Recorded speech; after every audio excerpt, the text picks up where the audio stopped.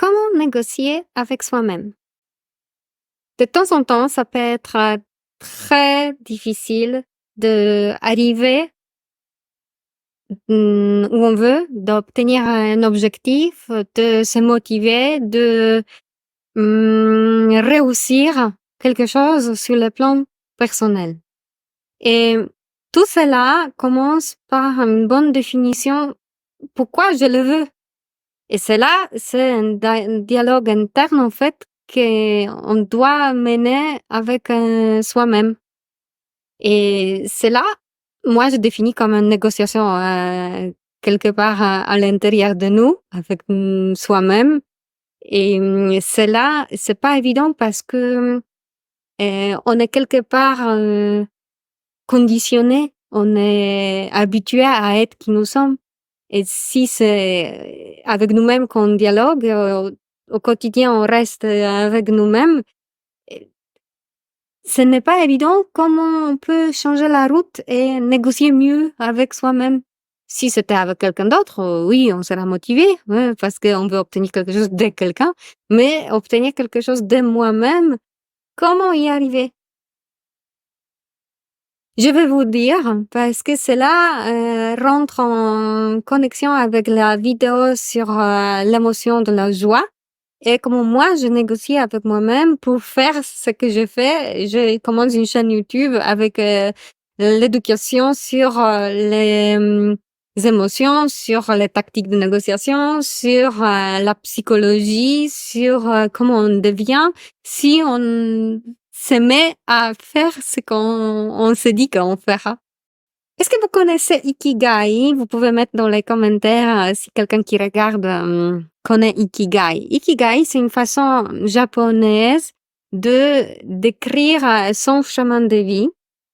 Et si vous voulez connaître une façon indienne, selon Ayurveda, ça s'appelle Dharma, D-H-A-R-M-A. On dit trouver le Dharma, trouver le sens de sa vie. Si vous voulez d'autres définitions, qu'est-ce qu'il est plus grand que moi-même? Qu'est-ce qui restera après moi sur la terre quand moi je ne serai plus là? Qu'est-ce qui me donne envie de vivre la vie, de mener la vie que je veux mener? Et tout ça, ça revient à la joie. Ça revient à l'émotion de la joie, un sentiment de plaisir, bonheur, de recevoir, d'en avoir plein et plus.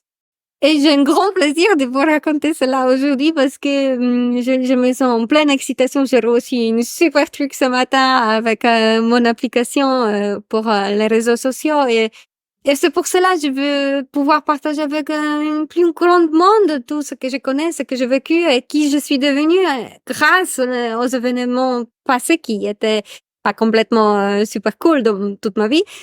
Mais là, aujourd'hui, je suis contente. Ok, alors, l'histoire commence avec la zone de confort.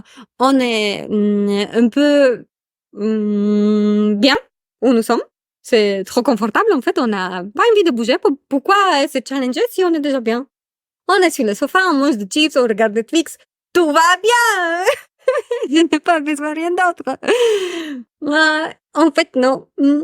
À long terme, Netflix, sofa, oui, c'est bien, temporairement. Mais à long terme, vous allez sentir quelque chose de très, très silencieux et très, très faible. Mais au profondeur de vous, vous allez entendre que il y a quelque chose que peut-être c'est mieux ailleurs, pas devant le Netflix. Et voilà. Et comme ça, moi, je me suis challengée un peu. J'ai compris que, ok, si j'aurais fait binge watching sur Netflix, peut-être je peux faire ça sur YouTube. Non, c'est pas la raison pourquoi je me suis mise sur YouTube, mais en fait, je vais me montrer que cette zone d'être un peu confortable, alors pourquoi changer si on est déjà bien? Ça, c'est super dangereux. Parce qu'effectivement, vous allez pas sortir. Si l'état actuel est OK, alors on pourrait, oui, on gagne au loto, mais pour aujourd'hui, ça va. Et ça veut dire que vous allez pas obtenir un succès dans votre zone de confort. Le succès est dehors la zone de confort. Maintenant, bien évidemment, qu'est-ce que vous définissez comme succès? Je ne sais pas. C'est à vous de trouver le succès. Pour moi, le succès, c'est éduquer les gens. De voir que les gens apprécient comme moi, je explique, comme moi, je leur transmets ce que quelqu'un m'a dit, enseigné l'autre jour. Et cela me donne de la joie. Cela me met dans l'état de flow, dans la fluidité, dans l'état d'être dans ces moments de ma vie comme aujourd'hui, que je ne vois pas le temps passer. Ce matin, je commençais les réseaux sociaux que je déteste. Vraiment, c'est pas mon truc d'être sur les réseaux sociaux avec notifs, il faut écrire. Waouh, c'est vraiment difficile. Et ce matin, j'avais un déclic dans ma tête que les réseaux sociaux, c'est grâce aux réseaux sociaux que je vous trouve. C'est grâce aux réseaux sociaux que on peut être ensemble même si je ne suis pas physiquement avec vous. Mais ce n'est pas grave parce que peut-être vous allez regarder ces vidéos comme moi je vais dormir. Et ces vidéos, je ne pouvais pas vous parler quand je dors. Et cette vidéo va vous parler comme moi je dors. Cool, non? Ah, tout ça pour vous dire que pour moi, sortir de ma zone de confort est d'enregistrer ces vidéos, par exemple. De se mettre sur YouTube, comme moi, je parle en français avec des fautes. J'ai l'accent super grave. En fait, quand je suis dans la société, les gens me rencontrent pour la première fois, ils me posent la question, mais en fait, d'où venez-vous? Parce que vous avez un petit accent tellement mignon. C'est pas petit, je sais pas s'il est mignon, c'est une façon gentille à la française de me dire que, en fait, vous êtes qui? Et je vous parle de cela parce que ma perception, c'est la différence interculturelle est en Pologne, d'où je viens. Les gens vont demander ton accent il est fort, tu viens d'où? Et en France, on crée une histoire pour me dire que c'est mignon, ou oh c'est chouette. Je ne sais pas ça. Et dans la négociation, cet aspect interculturel est tellement présent, pas uniquement au niveau des nations et des pays et de l'accent. Interculturel, ça veut dire on vient de l'autre famille, on vient de l'autre société. La culture, c'est pas quelque chose qui est dans notre DNA. C'est pas lié à être un humain comme les émotions. La culture, c'est quelque chose qu'on absorbe avec l'âge. Et moi, pendant le vécu, on absorbe en vivant. Moi, j'ai appris plein de choses. J'étais conditionnée à la polonaise et je suis aujourd'hui qui je suis parce que je suis polonaise.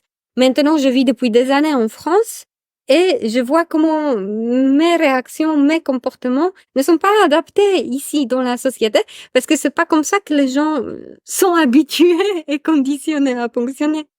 Et tout cela pour vous dire que négociation permet d'apercevoir les différences parce qu'on garde l'esprit ouvert. On a cette champ de possibles. On se donne plus de chances d'accueillir les informations qui nous arrivent parce qu'on a les oreilles qui se ouvrent.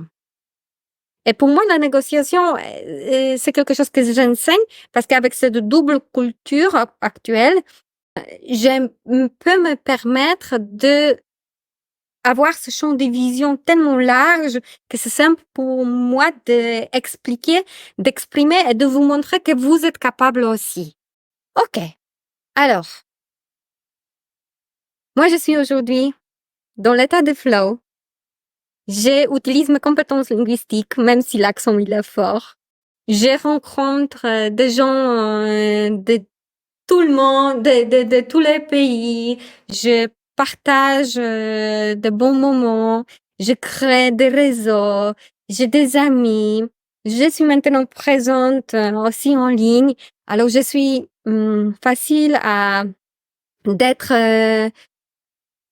d'être abordée, d'être proche de vous. Et tout cela, c'est vraiment magique. La prochaine vidéo, ce sera la meilleure vidéo de ma vie. Alors, regardez.